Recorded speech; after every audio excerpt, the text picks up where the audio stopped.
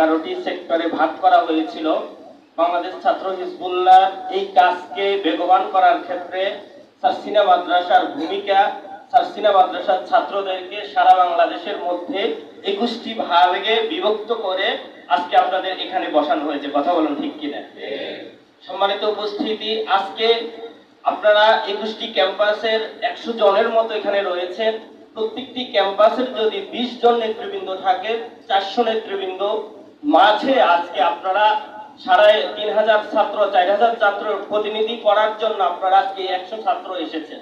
আপনারা যারা আজকে এখানে এসেছেন, আপনারাই এলাকার মধ্যে যে ভ্রাতৃত্ব বন্ধন আজকে ক্যাম্পাস কমিটির মাধ্যমে অর্জন হয়েছে, আপনি যে আপনার পাশের ভাই সেক্রেটারি, জয়েন্ট সেক্রেটারি, এভাবে সাংগঠনিক সম্পাদক, শিক্ষার্থী সম্পাদকের সাথে যে আজকের এই ক্যাম্পাস কমিটির মাধ্যমে যে আপনার বন্ধন সৃষ্টি হয়েছে, আপনি এলাকায় গিয়ে দেখতে